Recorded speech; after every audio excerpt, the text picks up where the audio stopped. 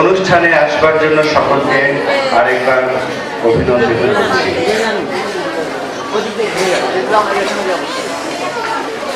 আদর্শ বাহিনী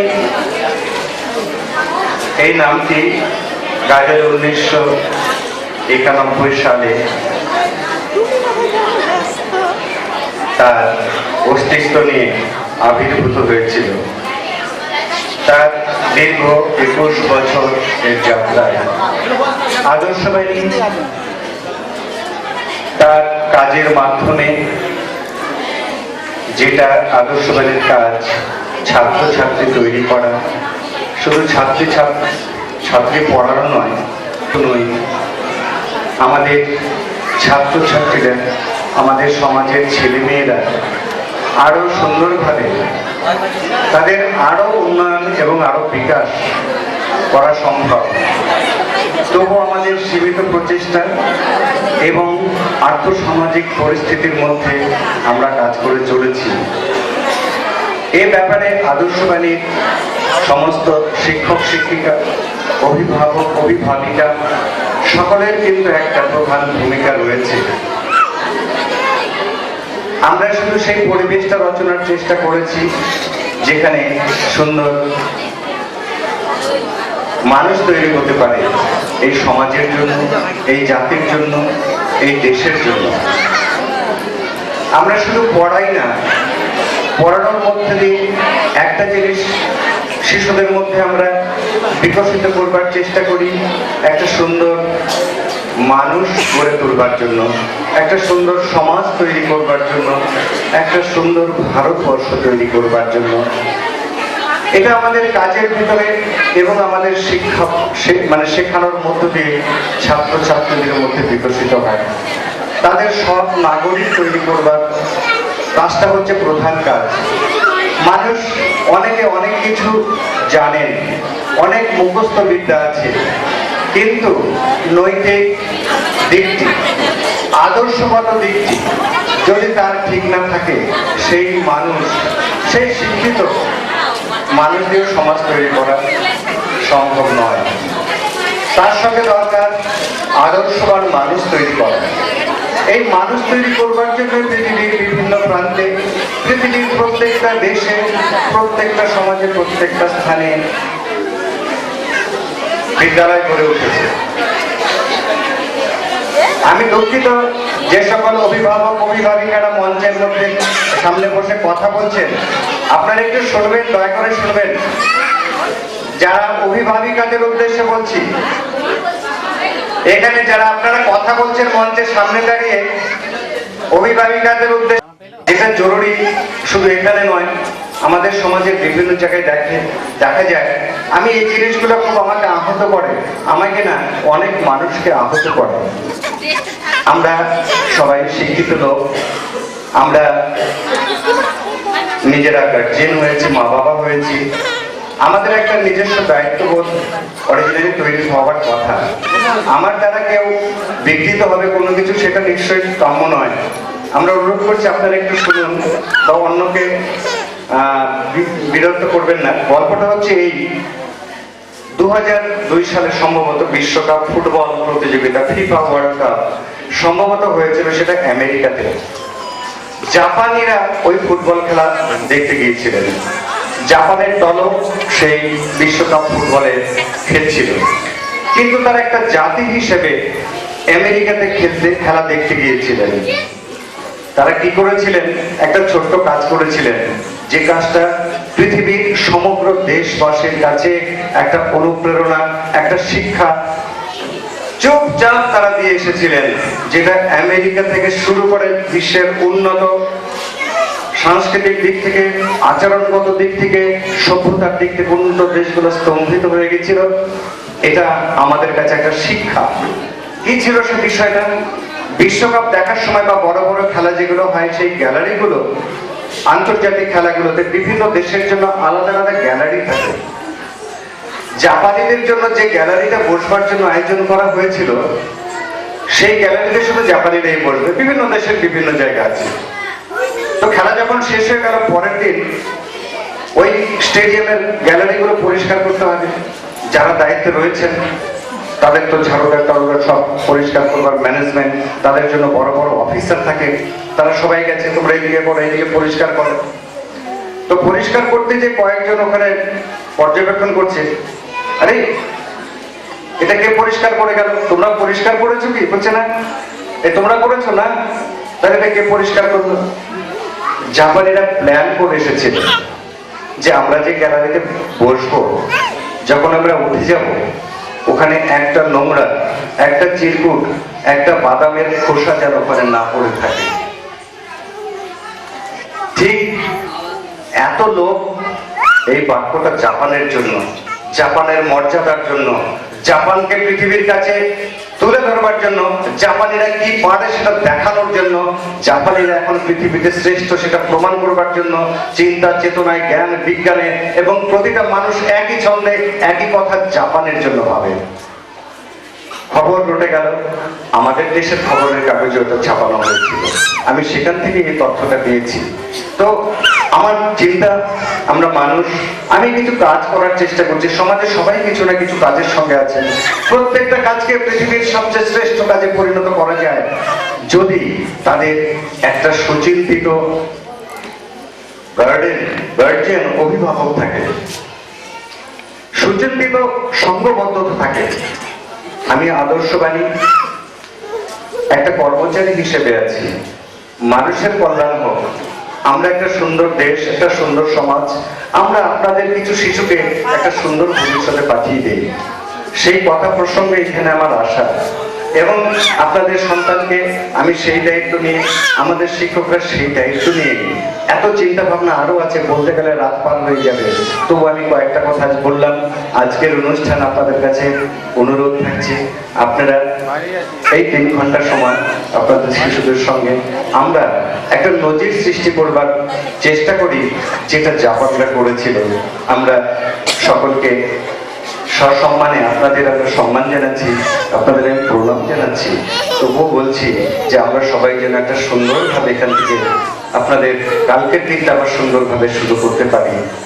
ধন্যবাদ। আমি এই অনুষ্ঠান অনুষ্ঠিত হতে যাচ্ছি, এখানে যারা এই অনুষ্ঠানকে বাস্তবায়িত করবার জন্য যারা এর পেছনে রয়েছেন, প্রথমত রয়েছেন আমার ছোট্ট শিশুরা, আমাদের এই সমাজের, এই দেশের শিশুরা, আমার প্রিয় ছাত্রছাত্রীরা, তারপরে রয়েছেন অভিভাবক অভিভাবিকারা, এদের সকলকে আমি আমার প্রাণ ভরা ভালোবাসা জানাচ্ছি। আমরা শুধু এই মানুষগুলোকে, এই শিশুগুলোকে বড় করে তুলবার জন্য সকলে মিলে একটা সংঘবদ্ধ পরিবার, এবং এই সংঘবদ্ধ পরিবার হলেই একটা আপনার শিশুকে তৈরি করা সম্ভব হবে। আজকের অনুষ্ঠান তাদের দ্বারা সংঘটিত হচ্ছে। যে সকল মা বাবা তাদের শিশুকে নিয়ে দৌড়াদৌড়ি করে ওখানে গেছেন, এসেছেন, অনেক ধৈর্য দিয়েছেন, প্রত্যেককে দিতে হবে। কেন? আমরা হয়তো থাকবো না, কিন্তু আমাদের শিশুরা থাকবে, তারা একটা সুন্দর দেশ, একটা উন্নত দেশ তৈরি করবে। তাদের আমি অসংখ্য ধন্যবাদ জানাচ্ছি। ধন্যবাদ জানাচ্ছি এই বিদ্যালয়ের সমস্ত শিক্ষক শিক্ষিকা, যারা পিছনে যারা কারিগর রয়েছে, এখানে যারা সংবাদ এই শব্দ সঞ্চালন করছেন, অধিকার ইলেকট্রনিক্স, তাদের একটা বিশাল অবদান রয়েছে। এখানে রয়েছে গোপাল সূত্রধর, তার অডিও ক্যামেরা নিয়ে আমরা পরে বসে বসে দীর্ঘদিন আমরা সেটা দেখতে পারবো, তার একটা অবদান রয়েছে। অবদান রয়েছে এই স্কুলের ভ্যান চালক, যারা বাড়িতে ঘুরে ঘুরে সারা বছর রোদ বৃষ্টির মধ্যে ভিজে ভিজে আপনাদের শিশুদের নিয়ে আসে, তাদের বাচ্চাদের তাদের এই জিনিসপত্র নিয়ে সেখানে মেনটেন করা, কত কিছু কাজ তাদের। তো একটা অনুষ্ঠানের জন্য আমি তাদের স্বাগত জানাই, যারা এই প্রত্যেকটা কাজ, আমার কথার বাইরেও আরো অনেক চরিত্র রয়েছে যারা এখানে এসে আমাদের অনুষ্ঠানটাকে সমৃদ্ধ করছেন, তাদের আমি কৃতজ্ঞতা জানাই। আর আমি স্বাগত জানাচ্ছি সেই ভবিষ্যৎকে, যে ভবিষ্যৎ আমাদের শিশুদের দ্বারা আমাদের ভারতবর্ষ পৃথিবীর শ্রেষ্ঠ দেশে পরিণত হবে। এখানে কোনো বিভেদ থাকবে না, একটা শিশু একটা সুন্দর ফুলের মতো, এখানে কোনো বিভাজন থাকবে না, বৈষম্য থাকবে না, হানাহানি থাকবে না, সন্ত্রাস থাকবে না। এই একটা ভারতবর্ষ তৈরি হোক আমাদের এই সত্য মঞ্চ থেকে। তার প্রতিনিয়ত আমরা যেন এই মন মানসিকতা, এই আদর্শকে সামনে রেখে এগোতে পারি। স্বাগত ভাষণে আপনাদের সকলকে এই অনুষ্ঠানে অংশগ্রহণ করবার জন্য স্বাগত জানাচ্ছি, আর স্বাগত জানাচ্ছি একটা সুন্দর ভবিষ্যতে যেদিন আমাদের শিশুরা অনেক অনেক বড় হবে। ধন্যবাদ, নমস্কার।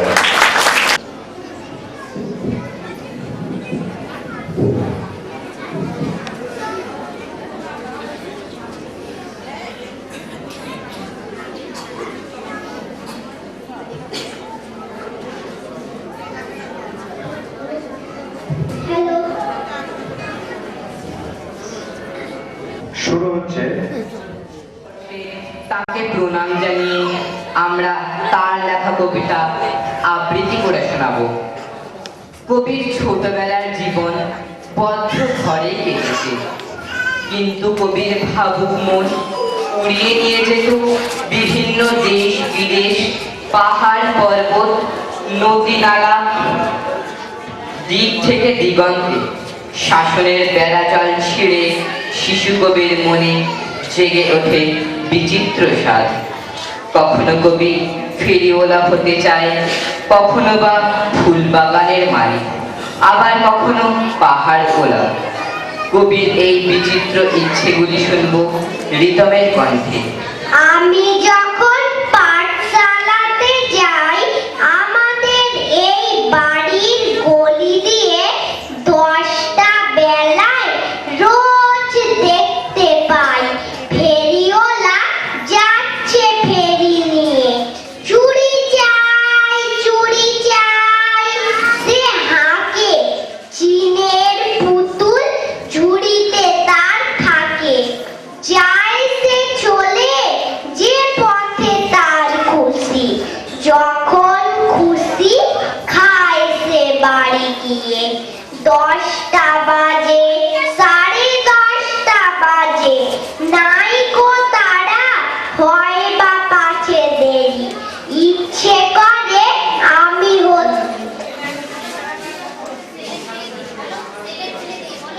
ইচ্ছে করে আমি হতেম যদি বাবুদের ওই ফুল বাগানের মালিক। একটু বেশি রাত না হতে হতে মা আমাকে ঘুম পাড়াতে চায়। জানলা দিয়ে দেখি যে পথে পাগড়ি পরে পাহাড়ওয়ালা যায়। আধার গলি, লোক বেশি না চলে, গ্যাসের আলো মিটমিটিয়ে জ্বলে। লণ্ঠনটি ঝুলিয়ে নিয়ে হাতে দাঁড়িয়ে থাকে বাড়ির দরজায়। রাত হয়ে যায় 10টা, 11টা, কেউ তো কিছু বলে না তার লাগি।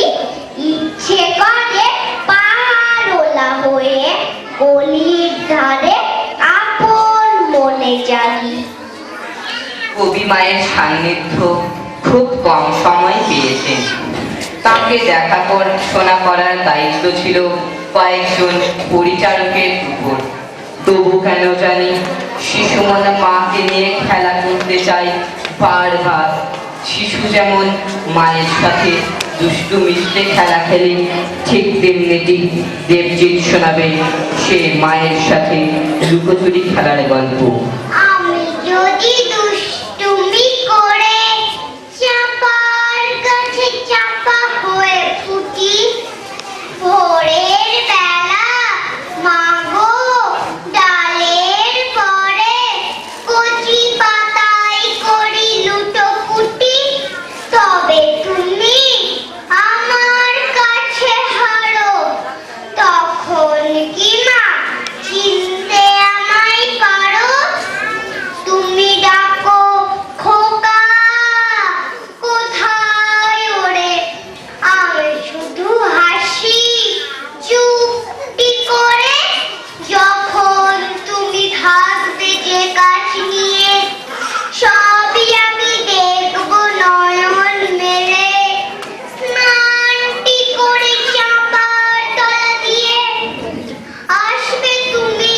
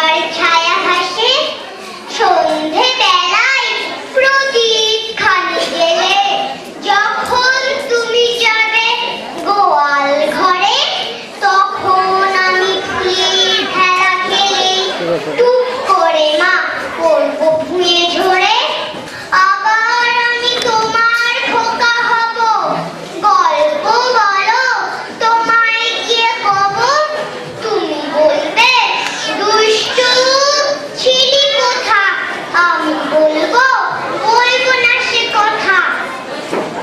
অবশেষে কবি ভর্তি হলেন বিদ্যালয়ে। পাঠশালার পড়া করতে গিয়ে যদি সামান্য ভুলও হয়ে যায় তাতে কি যায় আসে? তাহলে কি শাসনের রক্তচক্ষু দিয়ে শিশুর মন এমনিভাবে ভেঙে দেওয়া যায়? শিশু কবির মনে বিভিন্ন জিজ্ঞাসা নাড়া দেয় তার মায়ের প্রতি। সেই প্রশ্ন বা নালিশি কৌশিকি করবে তার মা। আমি বলেছিলাম বলে মশাই আমার উপরে উঠিয়ে দাঁড়ালো। বাবু, তুমি 5 পয়সা ওই ভাই ওই দিক দিয়ে যাও, ওই দিক দিয়ে যাও। ওই যে এখানে যাবে তো। সেই যে রঙিন পুতুলখানি আপনি দিলে কিনে, খাতার নিচে ছিল ঢাকা দেখালে মশাই রেগে মেগে ভেঙে দিলেন। বললেন, সত্যি রাত্রি কে বলে তো খেলা, একটু তোর মন বসে না পড়াশোনার বেলা। বাবু, আমি জানাই কাকে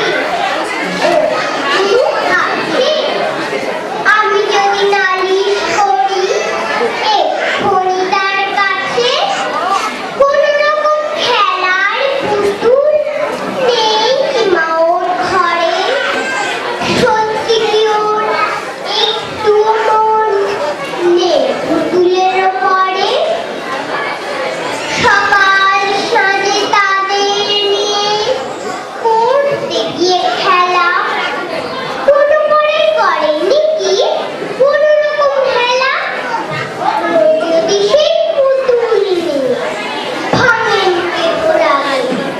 বল দেখি মা, ওর মনটা কেমন তর লাগে? পাঠশালার গণ্ডিবদ্ধ জীবন কবির মোটেই ভালো লাগেনি। পাঠশালার পাঠ চুকিয়ে শুরু হয় গৃহ শিক্ষকের কাছে পড়াশোনা করা। কিন্তু বাড়িতেও বড় বিপত্তি। গৃহ শিক্ষক দীর্ঘ সময় বসিয়ে রাখেন বই খাতা নিয়ে। শিশু কবি কি করে বোঝাবে কবির মনের ব্যথা? তার মন তো ওই বইয়ের কালো অক্ষরের মধ্যে সীমাবদ্ধ নয়।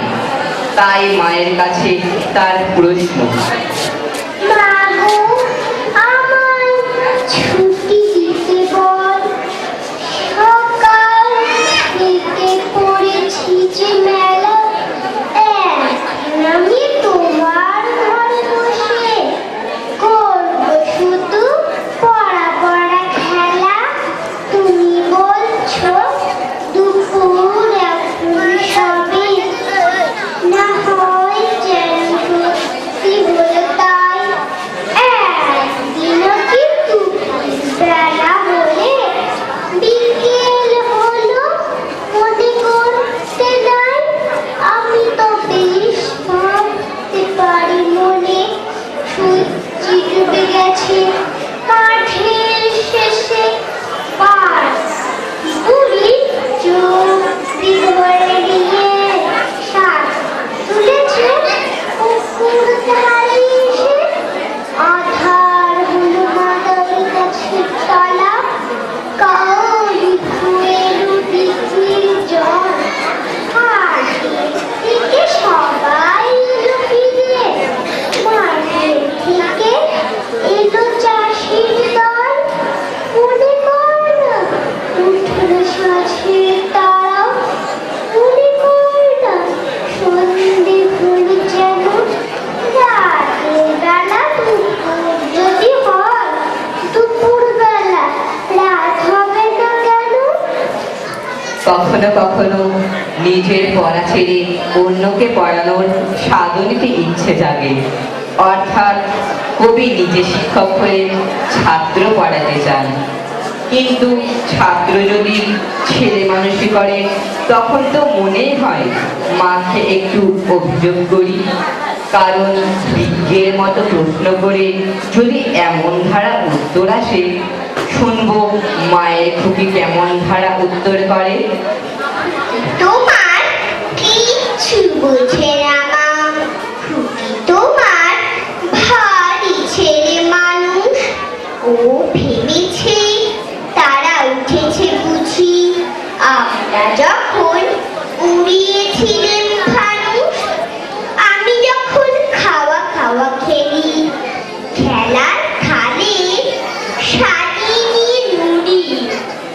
ও ভাবে বা সত্যি খেতে হবে, মুঠো করে মুখে দেয় মাগুরি। সামনেতেও শিশু শিক্ষা খুলে যদি বলি খুকি পড়া করো, দু হাত দিয়ে পাতা ছিঁড়তে বসে। তোমার খুকি পড়া কেমন তর, আমি যদি মুখে কাপড় দিয়ে আস্তে আস্তে আসি গুড়ি গুড়ি। তোমার খুকি এমনি কেঁদে ওঠে। ও ভাবে বা এলো যদি বুড়ি। আমি যদি রাগ করে কখনো মাথা নেড়ে চোখ রাঙিয়ে বকি, তোমার খুকি খিলখিলিয়ে হাসে।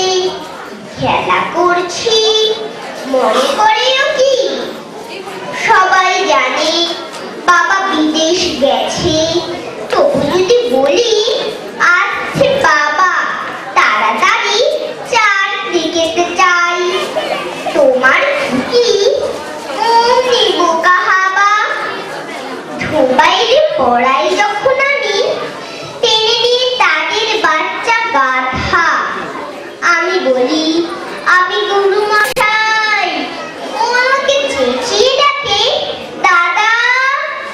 তোমার খুকি চাঁদ ধরতে চাই, গণেশকেও বলে যে মা গানুষ। তোমার খুকি কিচ্ছু বোঝে না মা, তোমার খুকি ভারী ছেলে মানুষ। ছোট্ট খুকির মন হারিয়ে যায় দূরে ওই মেঘের দেশে। কখনো বা সাগরের ঢেউ হাত ছানি দেয় তাকে। যারা থাকে তারা আমায় ডাকে, আমায় ডাকে, বলে আমরা কেবল করি খেলা। সকাল থেকে দুপুর সন্ধে বেলা সোনার খেলা খেলি আমরা ঘুরে, রূপোর খেলা খেলি চাঁদ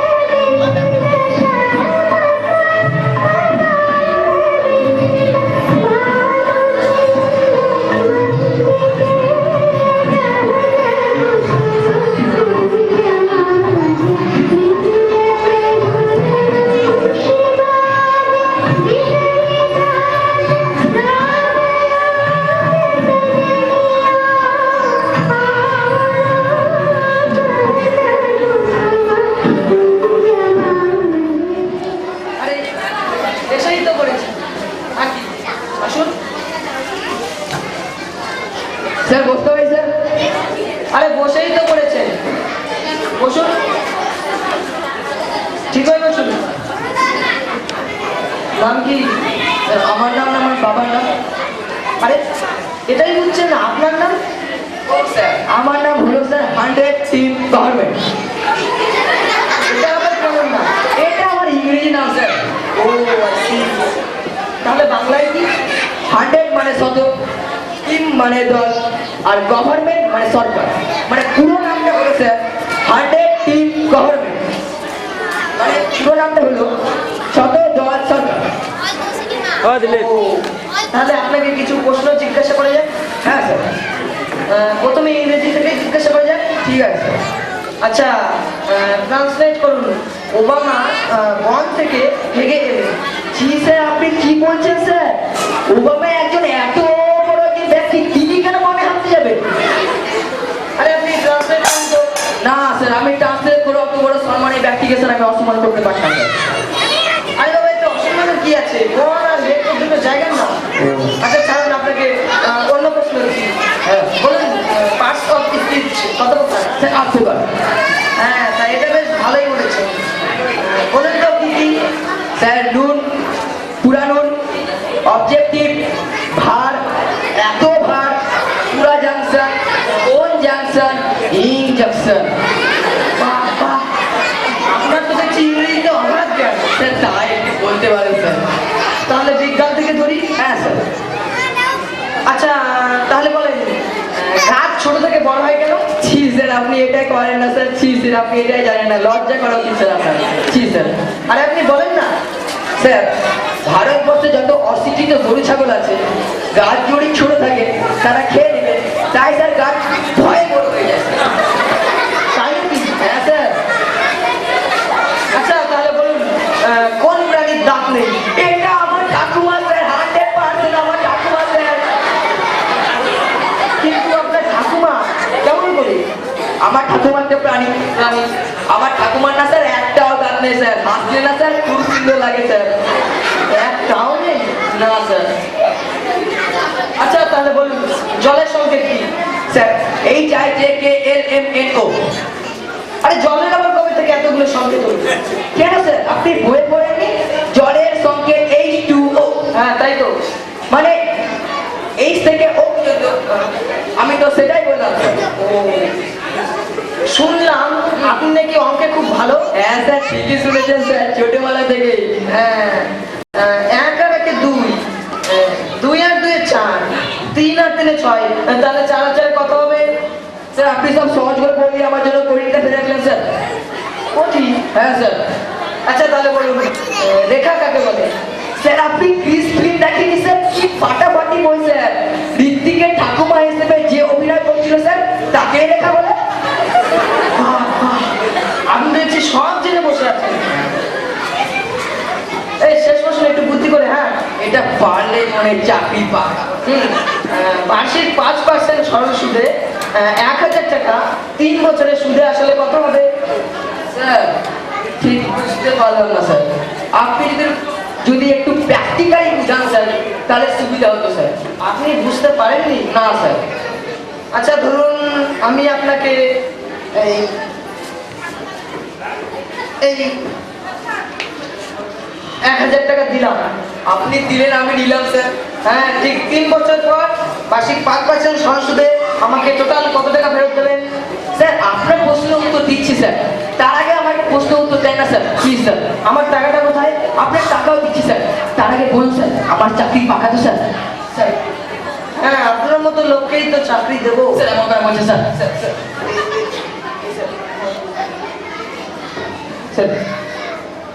স্যার 5 টাকা স্যার, 5 টাকা স্যার। চা বিস্কুট খাবেন স্যার, চা বিস্কুট খাবেন স্যার। আপনি ঘুষ দিচ্ছেন, তাও আবার 5 টাকা। 5 টাকা দিচ্ছেন আমাকে। স্যার 10 টাকা স্যার, 10 টাকা স্যার। অনেক কষ্টে বাবার পকেট থেকে চুরি করে নিয়েছি স্যার আসার সময় স্যার। স্যার আপনি চোর? আপনি চুরিও করেন? স্যার বেকার টেকার ছেলে স্যার, মাঝে মাঝে চুরি করতে হয় স্যার। বেরিয়ে যান, যান বেরিয়ে যান, যান বেরিয়ে যান। হ্যাঁ বেরিয়ে যান স্যার। মা খুব আশা করে পাঠিয়ে স্যার। জানি মা ঠাকুমা সবাই আশা করে। আপনি বেরিয়ে যাবো স্যার। চলো দিচ্ছি। আমার 1000 টাকা দিয়ে যান। ওই যে বললেন স্যার 3 বছর পর